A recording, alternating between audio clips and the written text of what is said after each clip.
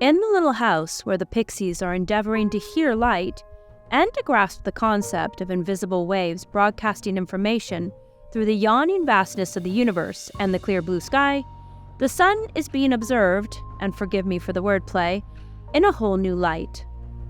It had not occurred to them until embarking on this investigation into the sun and light that the technology they have never been without a day in their lives, and which connects them to everyone they love with the touch of a few buttons, while entertaining them endlessly with music and visuals, as well as informing them with knowledge they would not have had access to otherwise, was all made possible by the electromagnetic waves of the light spectrum. And anyhow, the pixies wondered aloud, how does one suddenly find themselves contemplating such things? It's my suspicion that without the noise of the modern world, when little boys daily sprawled on their stomachs to observe anthills close up, or to watch beetles traverse the tall grasses, and when little girls sketched the antics of the squirrels and eavesdropped on their feathery friends building their homes in the boughs of the trees, a wealth of knowledge was gained by the curious observation of nature. Certainly I know for a fact that standing in the midst of a river or in the surf, waiting for a fish to fall for your bait, gives one plenty of time to see the patterns in nature all around, and allow inquisitiveness to lead to a search for answers as to how things really work. Eventually, the right questions will unite with the right mind, and deeper questions will arise and in turn find answers.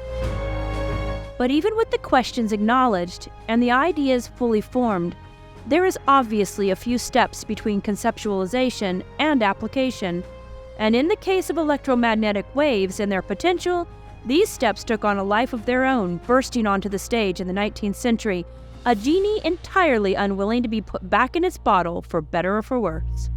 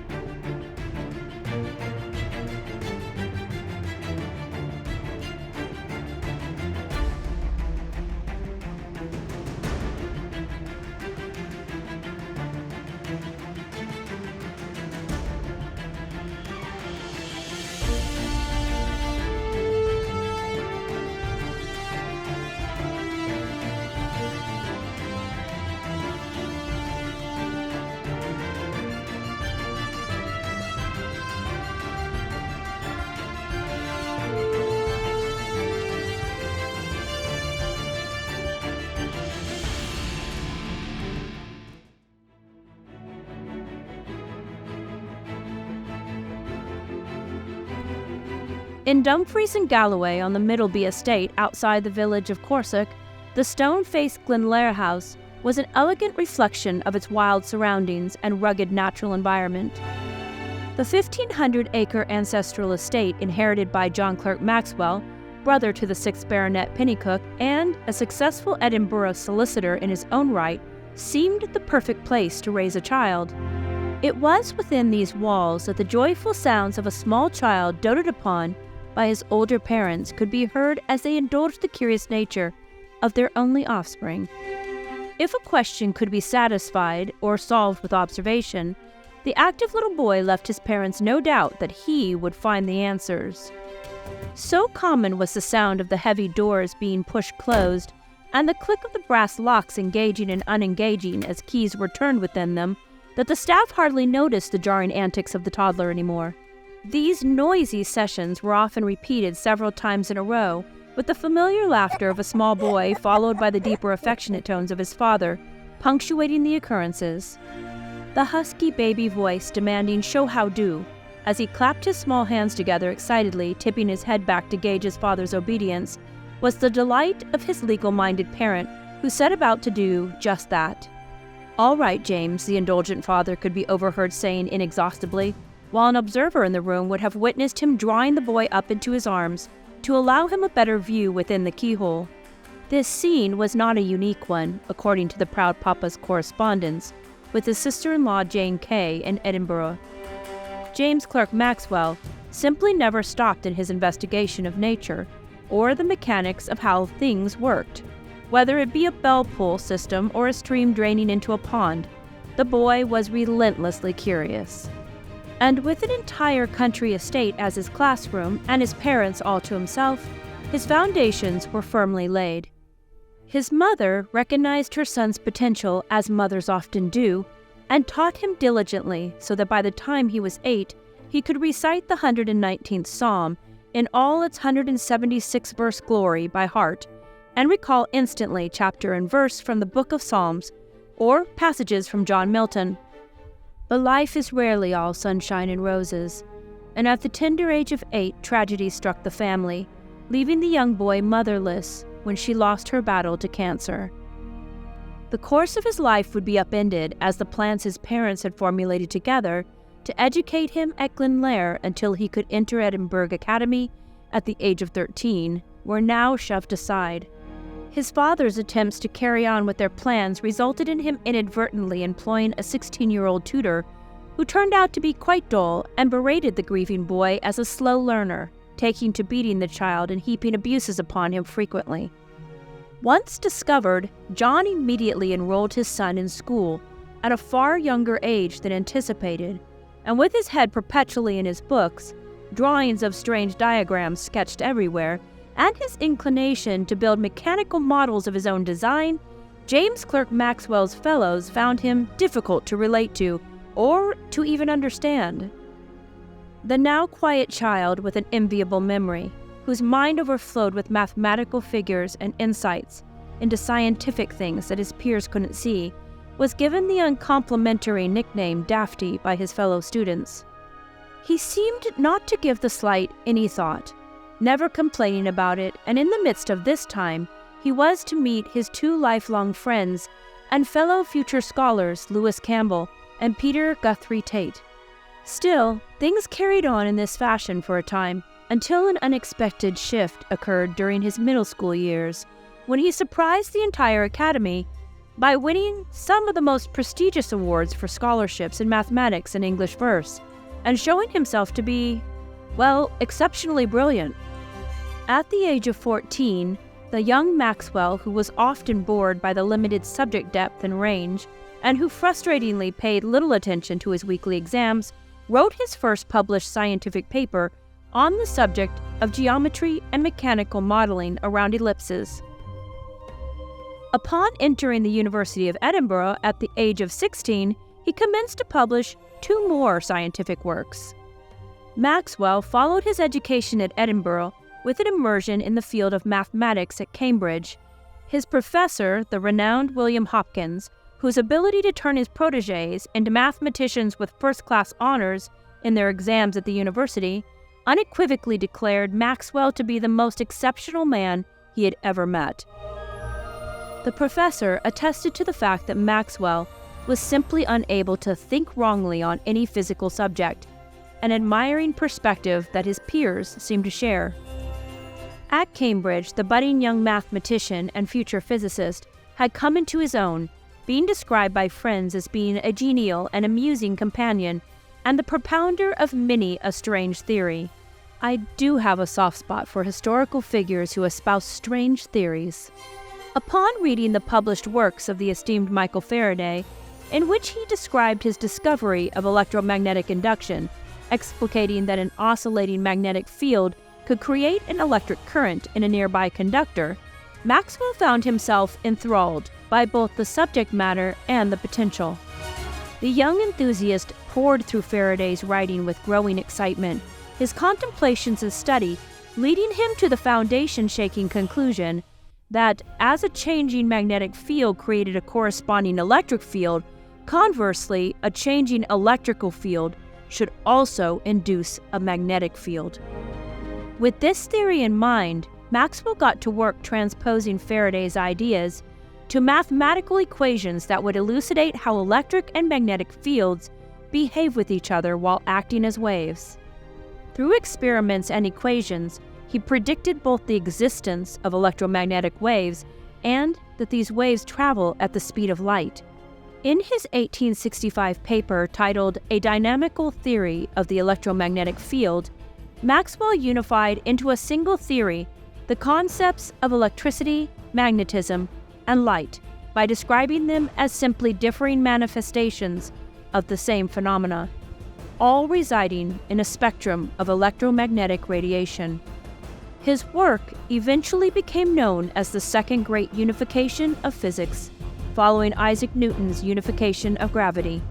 So entirely paradigm-shattering were his ideas that Albert Einstein declared Maxwell, whose portrait graced his own walls alongside that of Faraday and Newton, the most profound physicist since Newton himself, and was quoted as saying, "One scientific epoch ended and another began with James Clerk Maxwell."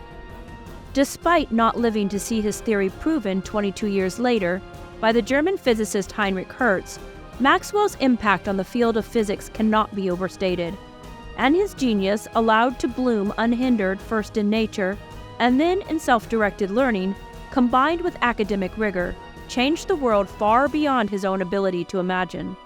A firestorm had been sparked, and from this point forward, there would be very little grass growing beneath the feet of the theoretical scientists.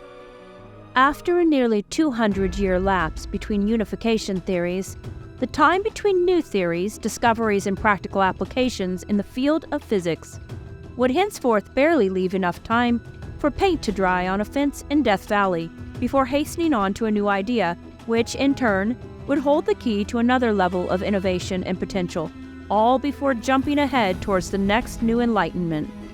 The Berlin-educated Hertz, though entirely unconvinced that his discovery of radio waves would have any practical application, other than proving the complexity of the natural world as quantified by Maxwell, himself inspired the next wave of physicists to investigate the potential uses of exciting new Hertzian waves, which could relay information across invisible electromagnetic fields.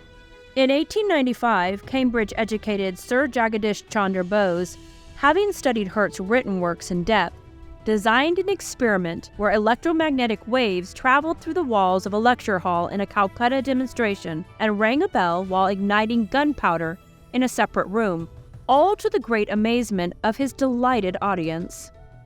Bose, who sought no publicity and never applied for patents on any of his inventions, has been widely recognized as the inventor of the coherer, which allowed messages sent over wireless to be decoded on the receiving end.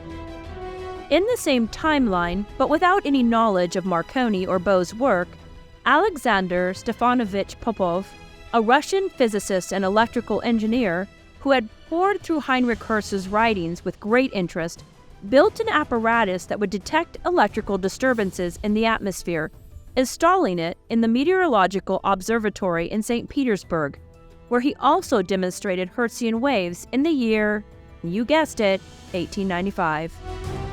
Reading of Marconi's demonstration of electromagnetic waves a year later, Popov was inspired to collaborate with the Russian Navy, perfecting ship-to-shore communication at a working range of 6 miles and improving it within a year to a usable distance of 30 miles. Popov also created his own coherer, which allowed him to hear radio noise produced by lightning strikes. To say there was a lot going on in the year 1895 would be a bit of an understatement.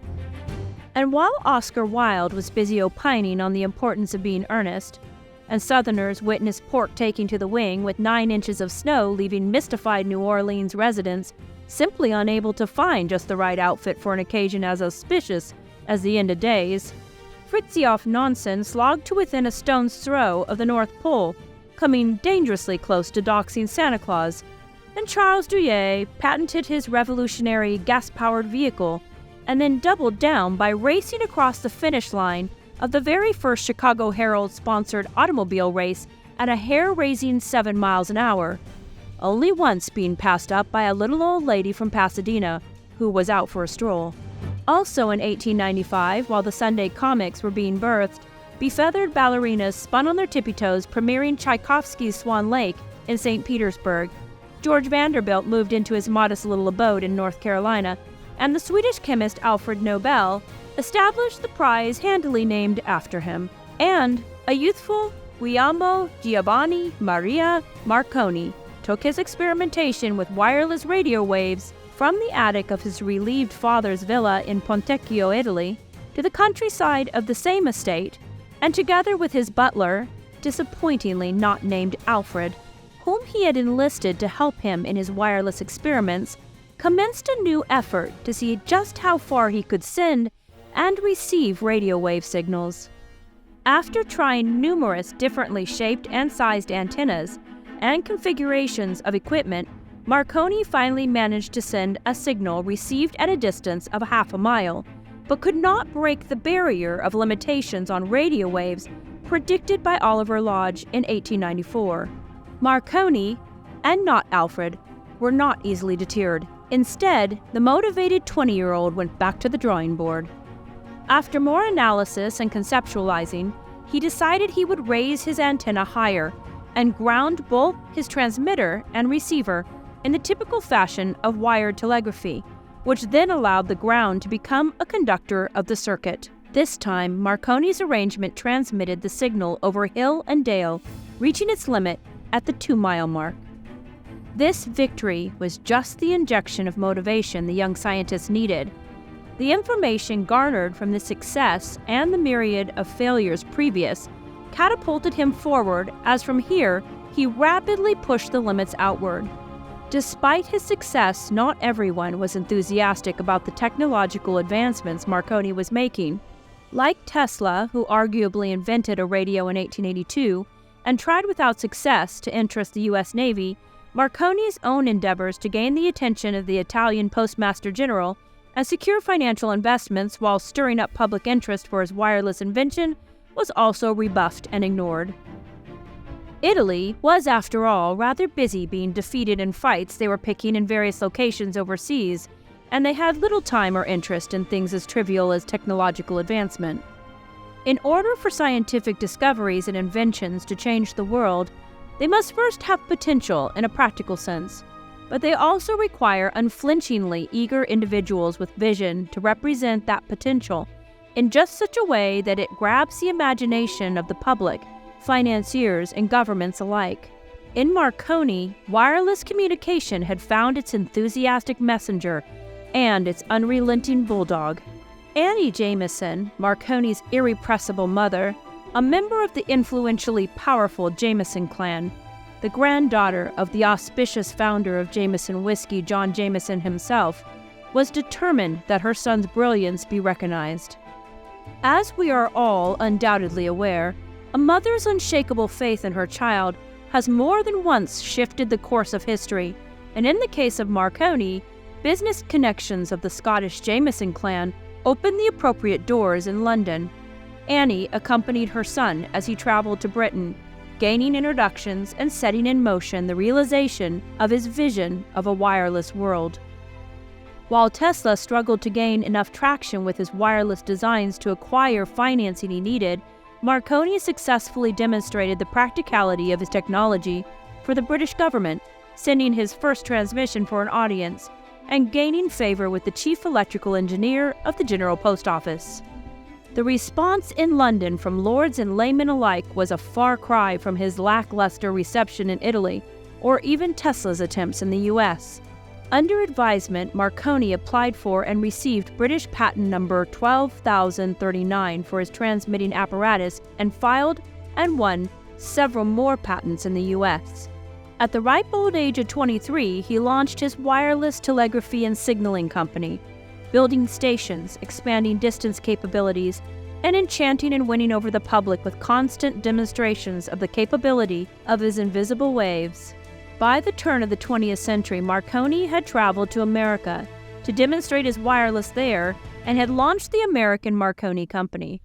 In January of 1903, after Marconi had sent the first transatlantic message the month before, Theodore Roosevelt messaged his regards to King Edward VII via Marconi's wireless. The world was quickly changing before the eyes of the Edwardians, who were walking a tightrope between the comfortably familiar old ways and a shining technology-filled future. But that bright future now had a firm hold on the imaginations of Wall Street magnates, bankers, industrialists, merchants, and governments everywhere. And despite the increasing rumblings of war, the possibilities remained limitless in their newly enhanced visions.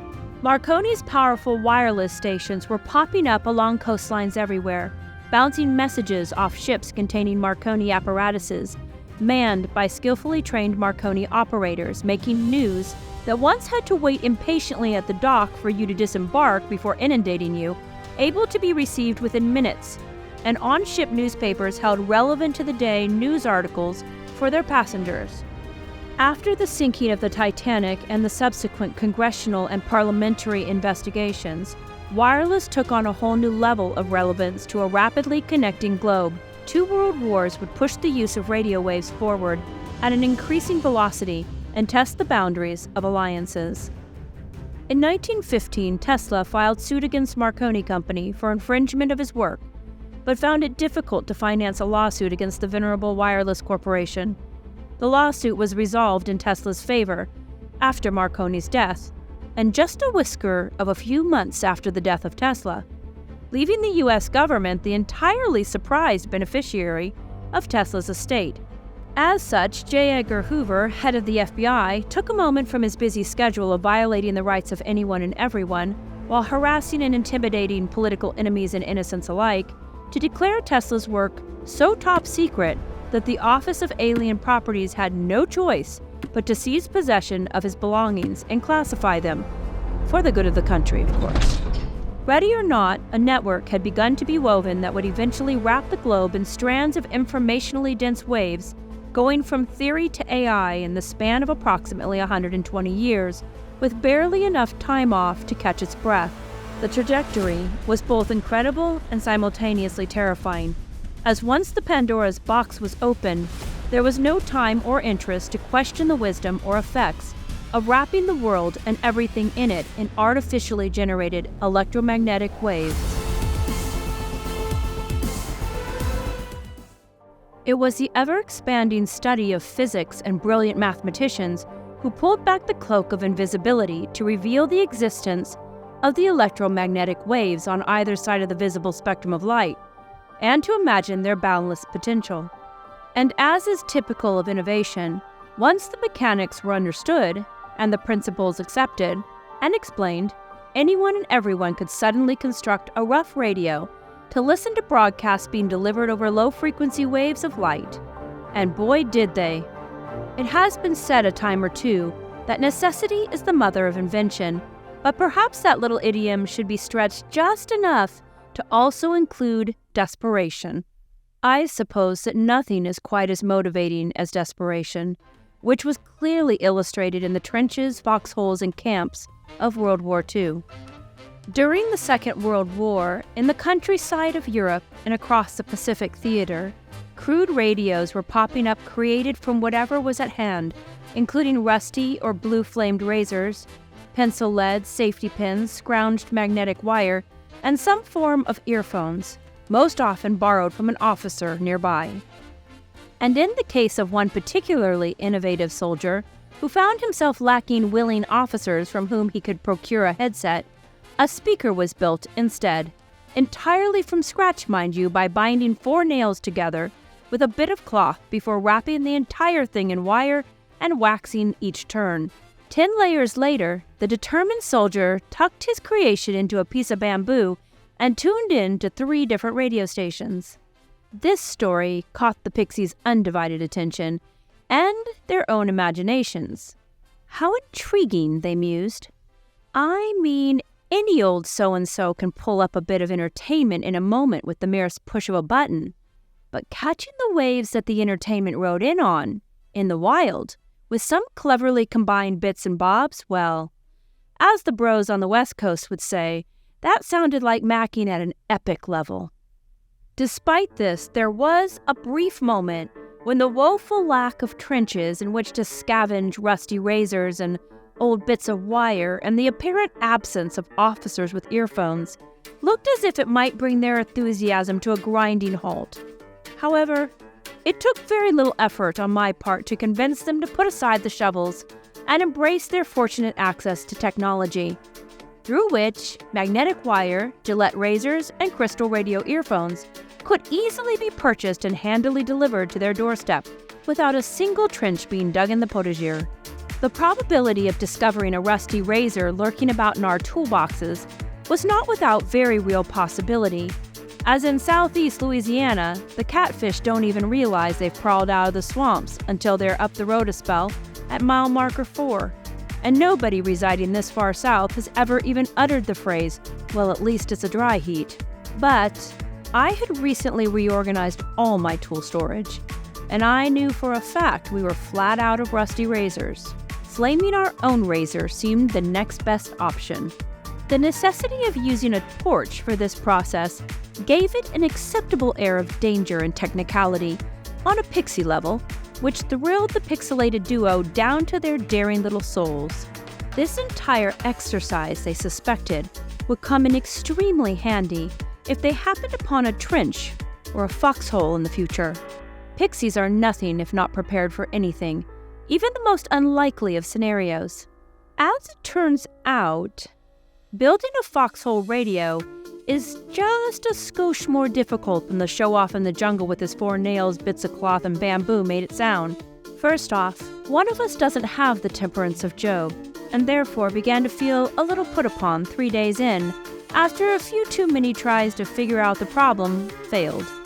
Sure, every Boy Scout in the 50s whipped together a radio from items found in their father's Fibber McGee closet, but let's just say if we were in charge of eavesdropping on the enemy from a foxhole, the enemy's secrets would be entirely safe. After assuring that every automotive, hardware, electronic, and craft store in the area did not carry a single GE diode from which we could possibly attempt a crystal radio rather than the tried and true razor and pencil lead combo, we headed back to the drawing board. A bit less enthusiastically, but still determined to at least hear a bit of radio static. We also headed back to Amazon to obtain a 1N34A diode. We're all in at this point, so we might as well try it all.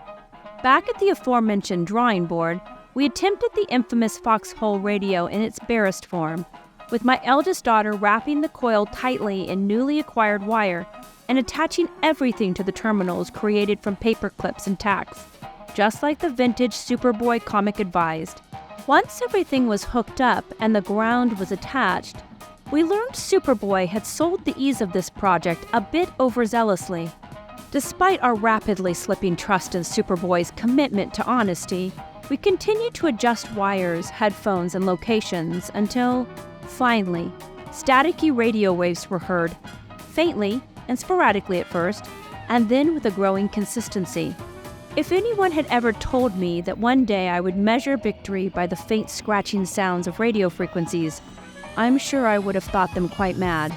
But here we are.